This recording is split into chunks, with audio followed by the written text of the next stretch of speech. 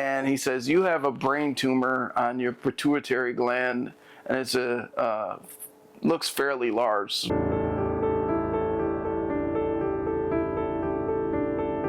What were the symptoms when you knew something was wrong? Well, it kind of, I'll go to kind of some of my activities. I was very active in sports and stuff like that, so, and it'll kind of make sense as I'm talking about it, but I played baseball and softball and football and that, and I for several years, I started developing these massive migraines, and pretty bad, to the point where they were kind of knocking me down a little bit, but I just kept, kind of fighting through it. I'd be at work and it'd come on, and I'm not one that likes to take any medication or anything, so I just kind of would power through, and after a half hour to an hour or so, they might subside a little, and it would just be kind of like this light pain.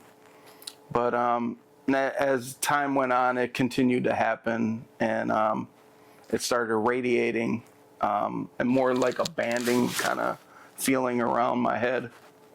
So it just so happened that I ended up going in and went in to see the doctor, and it was on a Christmas. It was the day before. It was the Christmas Eve that I went in to see the doctor. I won't forget that part. And it was because I had the day off. We typically celebrate that evening with a dinner and stuff like that.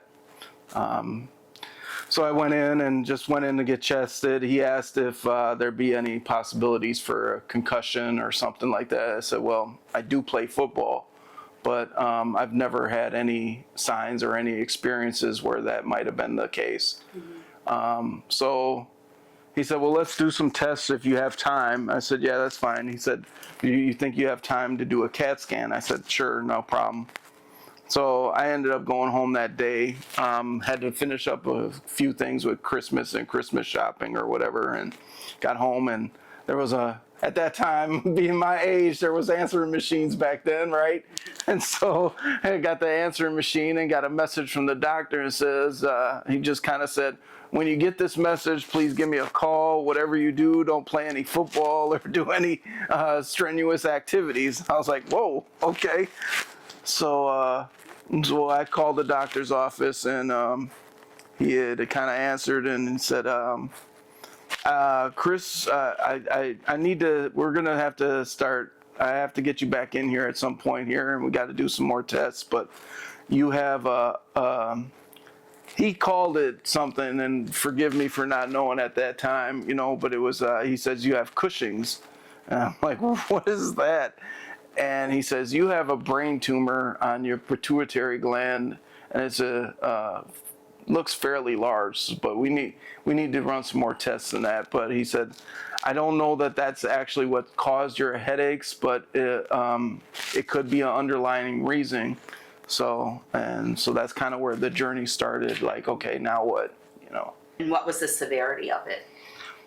They said for the place and the location of the tumor, it was extremely large. Now, I'm trying to remember back, it was somewhere around 3 centimeters, but it's kind of like right between your eyeballs and kind of like if you were to go straight by your temple. And it had pushed on the optic nerve. Mm-hmm. and wrapped around the carotid arteries that run up into your brain stem. Wow. So it was pretty severe, and they said it's a very scary surgery, because if they do happen to make any slight error with the carotid arteries there, it's probably not going to be a good outcome. Wow. How were you feeling about that? Obviously I was scared. There was a fear, I guess. I wouldn't call it a fear, but there was this uneasy, like, okay, the biggest things that flashed in my head is, if this doesn't go the way it is, what happens with my family? Mm-hmm. So, and how old were you at that time? I was in my 30s. Mm-hmm.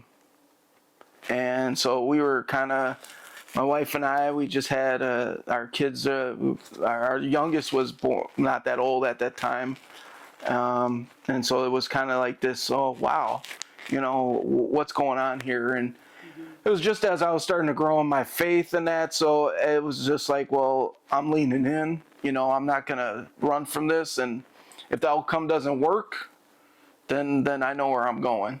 That was my whole thought process at the time. So where did you seek medical treatment? Yeah. So I went, got with my doctor. We had some more tests, and then he's referred me to a specialist in Milwaukee to have the surgery, and I was a neurologist there. He said it's one of the top in the state, and I said, okay, well, we'll go through this. And when I talked to him, he said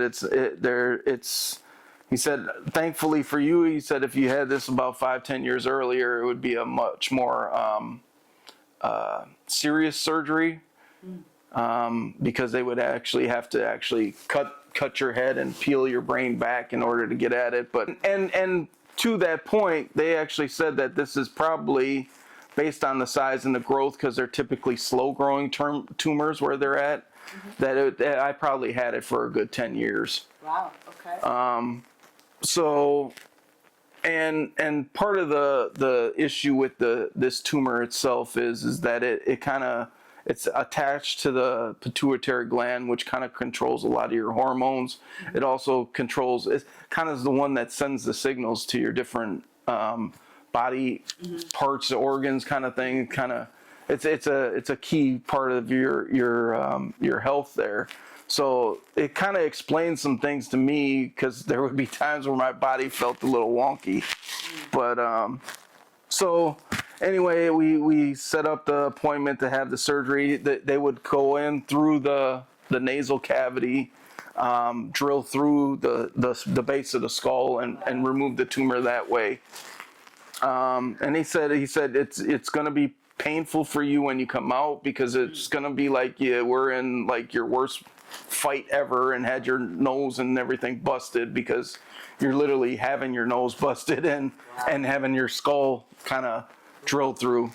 And then they got to scrape open the nasal cavity, so they have a little more room to work in there.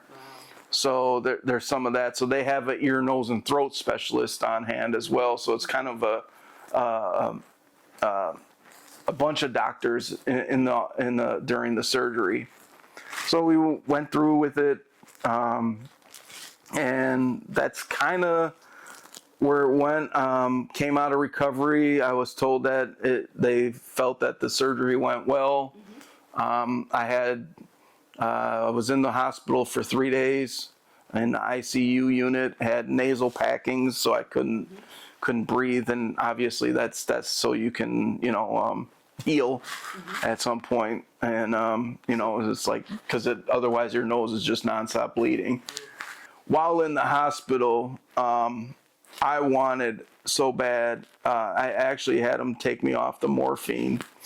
I didn't want it, and I wanted to get up and move around, and they would not allow it. So it was one of these things that I was like, I need to move. I was an active person. I need to get going. Yeah. And I just was anxious and kind of this thing. So it was this kind of different experience. So was everything successful? No. It was a major failure on the doctor's part. So in order to, part of this is because it does affect my hormones, I had to get in touch with an endocrinologist. And with this endocrinologist, they're managing my numbers. Now, they were quite shocked at how healthy I was based on it. They had mentioned that my blood pressure should have been extremely high with the tumor pushing on the carotid arteries the way it did. And that my cortisol levels were the biggest thing that were off. But with that, he said you should have had, like, it's called Cushing's, and it's part that you have this huge swelling in your neck and face and stuff like that. And I had none of those type of symptoms. I should have been having fevers and a lot of other things that would have been a sign of something there, and there just really wasn't. So with this meeting with the endocrine, he had done the checks and numbers, and he asked to have an MRI post surgery, and then look at the MRI, and just to have this man that kind of blessed. He was a blessing. The endocrinologist wasn't shy to say what he needed to say, and so he looked pre-surgery and post-surgery, and he said that the tumor itself, he said there really wasn't much of the tumor removed, and that it was quite there, which was striking to me because when I had the follow-up with the doctor, he said that he felt that the surgery looks like it went well, and that he said that we find it a success, but we'll have to keep monitoring it. And I was like, okay. But the endocrinologist said it's quite the opposite. He said the fact that there wasn't much of the tumor removed, and what ends up happening is once you start to mess with the tumor, it's going to get much more aggressive. So what was once a slow growing tumor, he said, is now going to be exponentially growing. Wow. So that raised caution. So he said to my wife and I suggest you find the top neurosurgeon in the U.S. And he says, I don't recommend, and it's not here in Wisconsin. He said, you need to leave the state. Wow. You have to, he said, you need to take this serious. He said, I've had people come in at your age, and they're no longer with us before they even hit 50. Wow. He said, because it wasn't handled and taken care of properly, you need to, find the right doctor. So